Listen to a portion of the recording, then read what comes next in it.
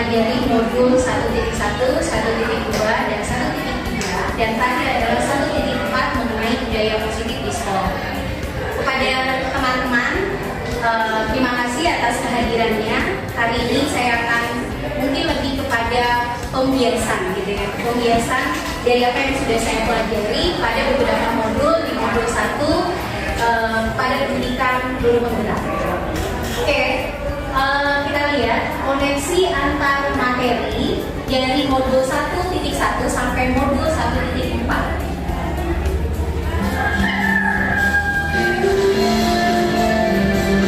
Yang tadi itu gambar ketika kita menyapa di gerbang. Anak-anak adalah penerapan 5S ya.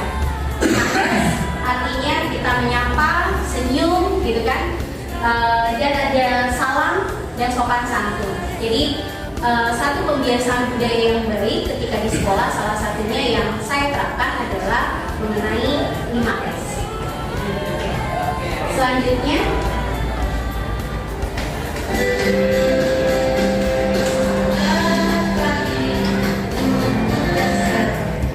ya, tujuan akhir dari modul 1 ini adalah, pertama, modul 1.1 adalah tentang bagaimana filosofi pemikiran KHD. Selama ini mungkin pemikiran kita belum terbuka terhadap pemikiran KHD ini. Selama ini mungkin banyak kita mengajar itu dengan background kita masing-masing yang mungkin terus terang pada saya sendiri, saya itu lebih memaksakan anak itu harus bisa gitu. Ibu-ibu pernah nggak, ibu atau bapak pernah nggak merasakan bahwa kita ketika mengajar pada anak itu dituntut oleh kita untuk bisa sesuai target kita, capaian kita gitu kan. Padahal anak itu memiliki potensi yang berbeda-beda. Tidak semua anak punya potensi di sisi akademik. Ada anak mungkin dia hobinya olahraga, ada anak mungkin hobinya menggambar, ada anak mungkin hobinya bervariasi sesuai potensi yang mereka alami, sesuai kodrat alamnya. Jadi setelah saya mempelajari pemikiran KHD, saya terbuka ternyata kita tidak boleh menuntut anak untuk selalu seperti yang kita harapkan gitu. Kita mengharapkan anak itu bisa sesuai capaian kita, target kita. Tapi kita harus menuntun anak sesuai kodratnya anak, kodrat alamnya. Pemahaman materi yang disampaikan hari ini, refleksi atau yang saya pahami, ada dua konsep utama yang harus dipahami atau dikuasai sama tenaga pengajar atau guru, yaitu tentang zaman sama budaya alam. Ya, jadi budaya kodrat alam dan kodrat zaman. Ya, kodrat alam anak yang harus kita pahami sama perkembangan zaman. Ini yang itu juga yang tidak bisa lepas dari sekarang. Jadi kita sebagai pengajar tidak bisa menuntut bahwa si anak itu ingin sesuai dengan apa yang kita harapkan. Tapi kita berusaha untuk memahami bahwa anak punya kelebihan apa dari anak itu. Potensi yang ada di dalam diri anak itulah yang harus kita kembangkan. Iya, betul. Jadi bukan berarti kita memaksakan anak itu harus jago matematika, atau yang tadi disampaikan mungkin harus jago bahasa Inggris, tapi ada kelebihan dari anak itu. Itu yang harus kita lihat. Ya, jadi bukti di sini mungkin masukan saja kepada pihak sekolah untuk menentukan itu, ya pihak BK harus tahu di awal-awal start mulai anak masuk itu harus ada yang namanya placement test atau pemetaan. Ya, placement test itu sendiri untuk fungsinya untuk memetakan anak. Jadi dari situ kita bisa melihat, misalkan si anak ini dari sisi matematika nih, anak ini sudah menguasai level A misalkan, anak ini level B, level C. Nah level B sama level C inilah yang butuh perhatian dari gurunya. Kebutuhan khusus. Nah dari gurunya ini yang memberikan masukan atau bimbel atau sejenis apa gitu kan, biar ada jam tambahan jam lebih ya untuk biar si B ini bisa naik ke level A atau si C minimal naik ke level B. Jadi bukan pada saat anak di kelas 11 atau kelas 12, tetapi di awal placement test itu kita harus tahu itu. Nah, si anak ini ternyata dia lebih jago lewat gambar misalnya. Menuangkan sesuatu itu dia lewat gambar gitu, tidak menggunakan bahasa atau apapun. Jadi kita mungkin dari sisi mengajarnya pun harus mengikuti arahnya gitu loh. Dia misalkan dia pahamnya akan materi lewat gambar. Oh ya udah, berarti saya nggak menjelaskan melalui tabel, tapi melalui grafik, kan? Gitu. Grafik ini berarti anak itu aja sih. Terima kasih Bu Ira, berikan Bu Ira. Saya sepakat ya Bu Ira. Terima kasih kepada Bu Ira atas refleksinya dari tadi yang sudah saya jelaskan. Terus terang saya juga sepakat dengan Bu Ira, karena ketika saya mengajar pun, terus terang saya juga sering mendapatkan anak ini kenapa ya tidak tertarik pelajaran saya. Karena saya ada di lintas minat di IPA. Mungkin ada sebagian anak potensinya itu karena memang tidak dihafalan gitu. Anak itu bosan gitu dengan hafalan, maka saya harus memberikan variasi atau pembelajaran berdiferensiasi gitu. Nah, kesulitannya jujur pada saya sendiri, mungkin itu betul kata Bu Ira, kita masukkan untuk sekolah juga. Jadi anak itu harus dipetakan dari awal. Jadi kita tidak kesulitan lagi, karena saya pernah waktu itu di 1242 ya, ada anak saya tuh ambil jurusan IPA salah gitu katanya. Ternyata saya nggak bisa gitu di IPA itu gitu kan. Nah, sampai ada anak berkata seperti itu, berarti dia memang merasa bahwa dia tidak punya kemampuan di sainsnya, tapi dia lebih condong mungkin ke apa? Harusnya dia ke IPS gitu kan, harusnya ke sosial. Nah, betul, saya sepakat dengan Bu Ira, masukan untuk sekolah kita salah satunya adalah mungkin sekolah juga harus punya mind map atau pemetaan dari awal.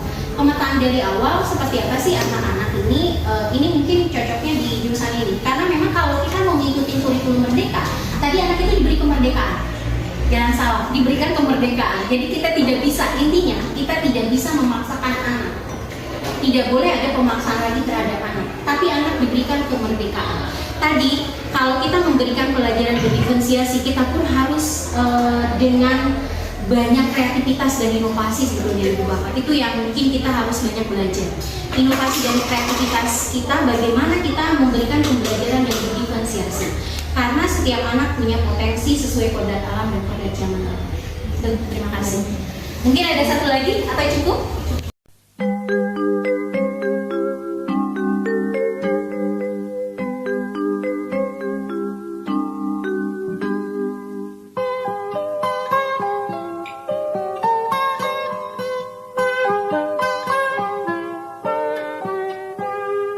Pagiku cerahku, matahari bersinar, ku gendong tas merahku di pundak. Selamat pagi semua, ku nantikan dirimu di depan kelasmu, menantikan kami. Guruku tersayang, guru tercinta, tanpamu apa jadinya aku? Tak bisa baca tulis, mengerti banyak hal, guruku terima kasihku. Nyatanya diriku kadang buatmu marah.